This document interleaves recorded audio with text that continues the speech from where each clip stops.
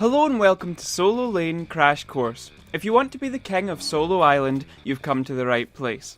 This guide will cover the basics before moving on to more advanced topics, so there should be something for everyone. The current starting route of the Solo Laner is doing speed buff, then your mana buff with the jungler, before heading to Solo Lane, the lane closest to the fire giant.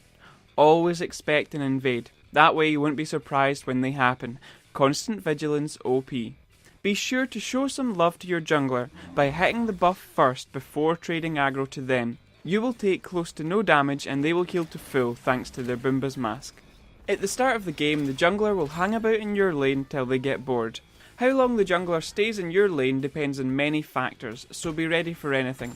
They might go for an early gank mid, or they might go to try and steal the enemy back camps. Be sure to show your mid that you care by calling missing. When you first arrive in lane with your jungler, your main goal should be killing minions.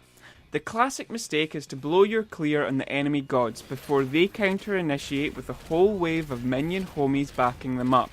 First and second blood, GG, minions OP. In an ideal world, you would push your minions under their tower, denying the enemy gold, but don't expect every game to play out the same. Adapt to the situation and play accordingly. Sometimes a clearing stalemate is better than overconfidence. Let's talk about your priorities as a solo laner. Staying alive, farming, getting the enemy tower, and rotating. Staying alive is your primary goal. If you're dead, you can't farm, you can't damage the enemy tower, and you can't help your team. Losing a few minions to your tower here and there isn't a game changer. Death is. It's your job to keep your lane warded. Try to get a couple every back and keep the area near the blue buffs covered. If you find that your wards have expired and you're not sure whether you can push, consider who you are and what you have available. Vamana with ult in 1? Go for it. Aphrodite with no ult? Don't gamble. Hell with ult down but sprint 2 and beads up? Go for it. Adapt to the situation and play smart. Dying excessively in solo means you can't transition into the farmed powerhouse your team needs you to be. Let's face it, you aren't going to win lane every game. Accept that now. But how badly you lose or kinda go even, that is in your control. Now that the value of your life has been highlighted, let's talk rotations. Rotations have to be based on game context. They shouldn't be determined by whim or raging teammates.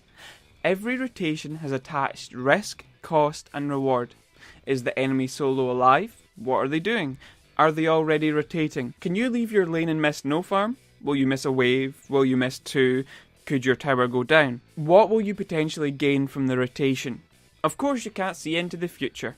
Make the best decision you can and stick with it. Indecision is often worse than full commitment to a poor call. I feel solo lane is the most important lane in terms of counter picking and counter building. In blind pick, your fate is in the hands of the gods, but in ranked, really try to coordinate with your team to choose your solo as close to last as possible. If you're low in pick order and you aren't solo, do your team a favour and let them take your god to allow them to pick situationally. Having said that, playing a god you're comfortable with is much better than picking a god you don't like just because they're a counter. I can't overstate the importance of counter building enough for solo lane. It's called Solo Island for a reason.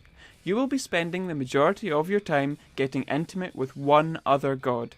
It's important that your build takes them into consideration.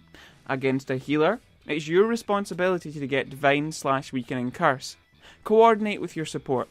You get Pestilence, I'll get Weakening. Be considerate if your support needs to get Blink.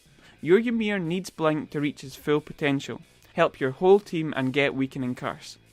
Against a magical solo and jungler, Emerald Talisman could be the perfect bling for your Vamana. Respect that Bacchus stickiness. Sprint/Witchblade/Midguardian will all ruin his day. Counter building is such a large topic that it needs its own video, but I needed to at least touch on its importance here. It's round about this time that I would normally talk about your role in a team fight, but due to the diversity of picks in solo, there isn't a one-size-fits-all strategy. If you're an assassin, enter the fight from the side, flank, target based on health bars and squishiness. If you're a bruiser, be the obnoxious frontline your team needs, but don't be above peeling for your team if the situation demands.